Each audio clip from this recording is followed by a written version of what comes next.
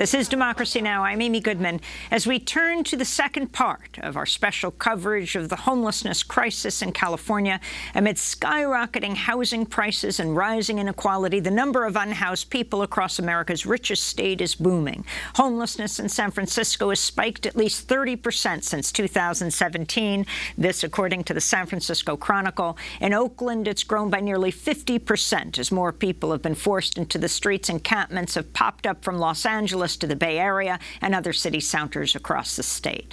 But while advocates push for more affordable housing solutions, they say city governments have been cracking down on unhoused people instead, with increasingly punitive measures that criminalize homelessness. In San Francisco, advocates say police sweeps of their belongings happen nearly every day. Well, we recently returned from Democracy Now! Democracy Now! Recently returned from San Francisco to speak with unhoused people and their advocates about conditions there. We first met Kelly Cutler, a volunteer with the Coalition on Homelessness, under the freeway just outside of the downtown San Francisco area, where a number of unhoused people had set up tents and makeshift shelters. My name is Kelly Cutler, and we are down on Division, and this is an area where a couple years ago we had a bunch of encampments, over 300 within a few block radius. And can you talk about who lives under the freeway here? Tell us the story of Neil. There was this gentleman, a 70-year-old disabled veteran named Neil Taylor, and I used to come down and see him every time I would go out on outreach. He had been out here for a few years, and because he said that with his wife dying that he could no longer live in the house where she was, and he ended up dying in his tent right under the freeway over there. He was a veteran and was working on getting into housing, but it didn't come soon enough. And there was one time that he was in the emergency room, and the city was coming through and doing a sweep. And I tried to stop him. I said, "This is Neil's stuff, at least bag and tag." And they said no, and they threw all of his belongings from his music that he wrote to his walker, and they threw it into a crusher truck and demolished it. How typical is this? This happens every day. If you walk around, it's not one person here or there that will share this kind of experience. It's everyone. Describe what happens, what gets taken. The number one thing that the city tends to target are tents, because they focus on tents and visible homelessness. The mayor had put out a press release earlier this year saying that since she became mayor that the tent numbers have decreased, I think it was 34%. And we said, well, does that mean that there's that many more resources that were available? Like, what happened? What the reality is that they're going through and they're taking people's tents and as well as the rest of their belongings. They will give them a misdemeanor, 647E for illegal lodging, and take their tent as evidence and leave them there.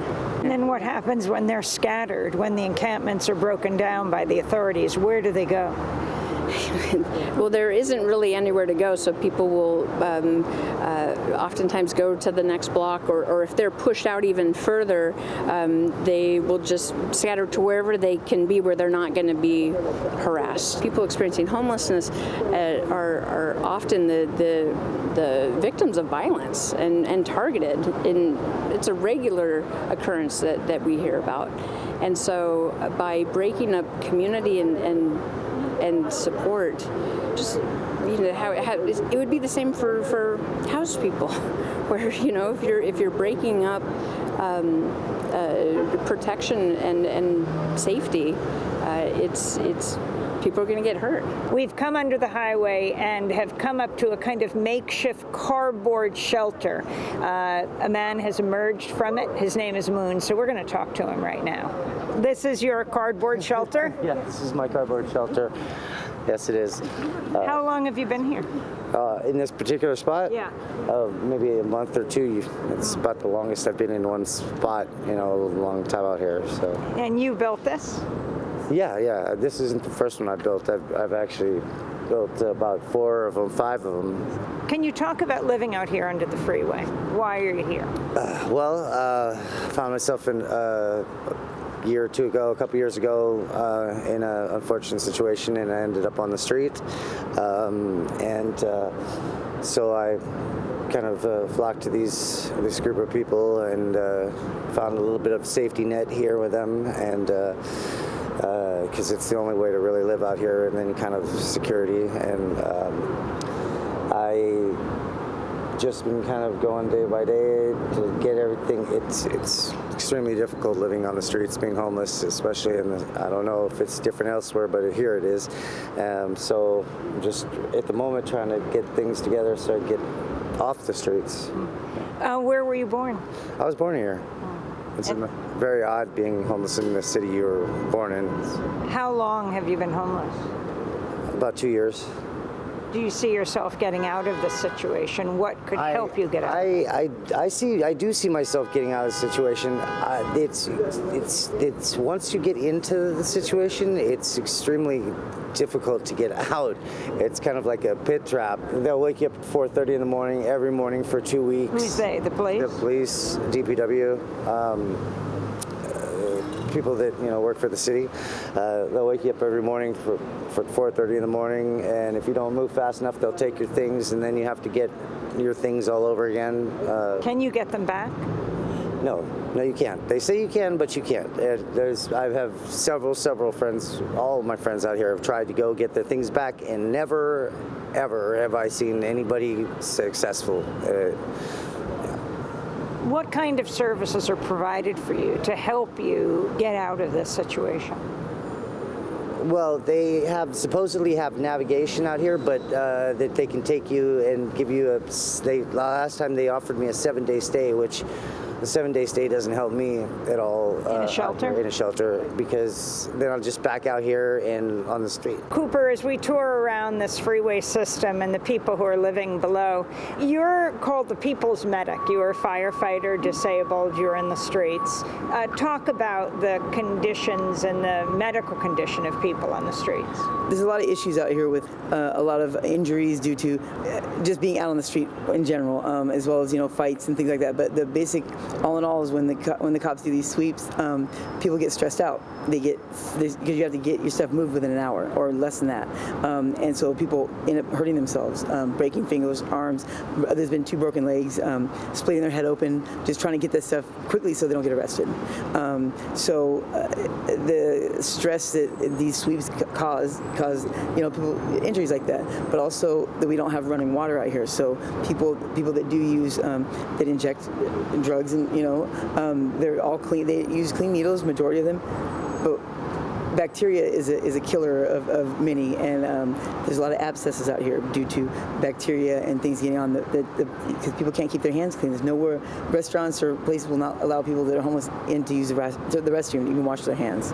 So that causes issues, because people can't be clean, and when they're not clean, infections and things are past person to person. So it's I'm seeing a lot of that, abscesses, as well as a lot of broken bones due to having to move within minutes or within less than a half hour. So it's increased, and just even in the last year and a half, I've noticed more injuries like that. Will people go to emergency rooms? No, they usually won't, just because they're looked down on by hospital staff. They're treated differently, and they don't want to deal with being looked at like that. Because the one thing I hear constantly out here on the street is it like, I wish people would stop looking at me like that. I wish they would stop, treating me like that. I'm a human. I'm a person. I have feelings, and that's a lot of people don't usually say that. So we have a tough skin out here. We have to. So when we go to ask for help, we're dire need of help. And so when someone goes to the hospital and they get treated poorly, they're more than likely not going to return. And also the sheriffs, they reside there pretty much, and they run people's names when you come in with an injury. They want to know why you have that, why did you get stabbed, or whatever. If you have a warrant or something, they're going to arrest you, and then now that's going to keep them away from healthcare all in all. So people come and I was dubbed a street medic by people out here, and people come and get me all hours of the night, day, whatever, and I grab my medical bag and I go to wherever they are, because I'm glad that they are asking for my help, because I I give it to them whenever they need it. Are you still living on the streets? Yeah. Do you foresee a time when you won't be on the streets? I would love to be inside. That's the one thing that is. It's been a long time since I've been inside, and I really, I mean, this is. It's not my choice to be out here, and it's hard to be out here, and it takes a lot out on you being out here, having to watch your back constantly. I'm very well respected out here, so I don't have a problem, but I'm getting kind of tired. I would like to be inside. I'm sick of being cold. I'm sick of being wet. I'm sick of wondering if my house is going to be there when I get home. I want to be live a little normal life again, and hopefully soon. Hopefully. What would help you get there? Housing. Housing. I live on a small disability check, and I can't save up enough to even get first class and deposit. And I would love to just have a place I could vacuum a floor or do dishes. I took those things for granted before. I would give anything for that now. So I hate dishes. I would give anything to put my hand in some warm water and, do dishes. I miss it. So, yeah. Thank you. Yeah. That was Shauna Cooper-Arona. We went with her to the Tenderloin in San Francisco, where she showed us Hospitality House, a community center that's also home to the Coalition on Homelessness, and spoke to advocates there about the origins of homelessness in San Francisco. But first I asked Cooper how she ended up living on the streets. Divorce led me onto the street. My ex-wife is the biggest civil litigation law firm in San Francisco, and we lived in Diamond Heights in San Francisco here for 10 years. And when we divorced, I lost everything, and I had nowhere to go. And I depleted my savings, my everything, staying on friends' couches. Hotels are very expensive, and then until I had nowhere left to go. And so San Francisco streets, here I come. So yeah, and that's how I ended up without having a home. I can pay rent. It's hard to come up with that, $3,000 first last deposit. So it makes it very hard to save up that money when you're buying your food, you're trying to stay in hotels, you're trying to stay safe on the streets. You waste a lot of money by trying to survive. How dangerous is it for a woman on the street? It's pretty dangerous. You have to really have your wits about you. A lot of women, they camp together. They'll be around, so that they can keep each other safe. The women, we get propositioned constantly for, anything you can imagine under the sun. And if you're not, a lot of women get taken advantage of here. My name's Jennifer Friedenbach. I'm the Executive Director of the Coalition on Homelessness. Is the problem of homelessness worse than it's ever been? The ability for folks to get off the streets is a lot harder because the rents are so high in San Francisco. So people are on the streets for longer, and they're much more visible because their health care is so deteriorated. Their mental health and the addiction disorders sometimes are a lot more visible than they have been because long-term homelessness really causes some problems. The tech companies that are coming into San Francisco, how do they affect what's happening, the whole issue of gentrification? Yeah, so there's a dramatic effect on a couple different levels. I think for homeless people, of course, the housing price is skyrocketing, but there's another piece of it, and that is that all renters in San Francisco are insecure. And so for us, we've seen kind of a shift in some of the attitudes of folks because renters are seeing themselves in the eyes of other homeless people because they themselves feel like they're at risk. So our movement has really gathered a lot of strength over the last few years. We've had a lot of people who've come out of the woodworks that have really throwing down because they see this as potentially affecting them. I see posters around President Reagan going way back from Reagan to Bush for 25 years, a spirit of abandon, and then the Trump agenda, privatization, the walling off America. Going back to Reagan and the deinstitutional of people from mental institutions, well, how does that affect what's happening on the streets today? That actually was a movement from mental health consumers who were being locked up and being really mistreated inside institutions. And unless somebody is harming someone or harming somewhere else or can't actually take care of themselves, they should be housed in the community. What failed in that process is that we never ended up doing the community care that was supposed to take place instead of the institutions. The other thing that Ronald Reagan did do is that he cut everybody off of Social Security when he was the president. rent. And what that meant is that people had to reapply to get back on Social Security. The folks who fell off were the folks with mental illnesses who could not navigate that system. Those were the folks that were using their Social Security checks to pay for their boarding care beds. And that's why we saw this huge number of mentally ill people on the streets back in the early 1980s. Now, we never took corrective action, and we've made a lot of decisions since that have made the situation even worse. And what's happening under Trump? Under Trump, I mean, we've got, of course, inaction, but we have massive cuts to the housing choice vouchers. We have him putting in charge of housing and urban development of HUD, Ben Carson, who basically believes that HUD has no responsibility around homelessness. And when it is, in fact, the defunding of that same agency is what created homelessness in the first place. So, I mean, we're talking about a massive tragedy under Trump. Joe Wilson, Executive Director, Hospitality House. What do you think is the solution to homelessness in San Francisco? A home. And we have to build the kind of housing that's affordable for very low-income people.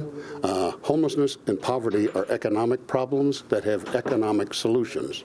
These are not due to behavioral pathologies, and we have to encourage each other to see the economic solutions that are actually within our grasp. We are spending now more than $1 trillion on weapons of mass destruction every single year.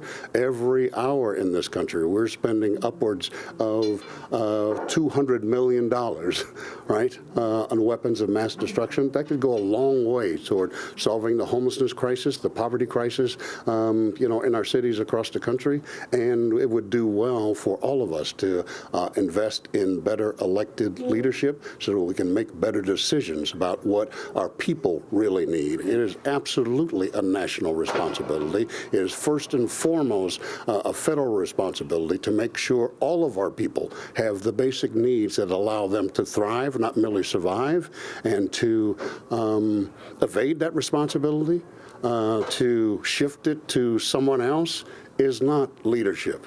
Right? That is escapism, and that is cowardice. And unfortunately for us, homeless people are victimized by poor decisions at multiple levels in our government. Joe Wilson, Executive Director of Hospitality House in San Francisco. He himself was once homeless. To see our special report on California's criminalization on growing homeless encampments in Oakland, go to democracynow.org. When we come back, hundreds gather this weekend to remember the 40th anniversary of the Greensboro Massacre, where Ku Klux Klansmen and American Nazis attacked a group of anti-racist protesters in broad daylight, killing 5 people. Stay with us.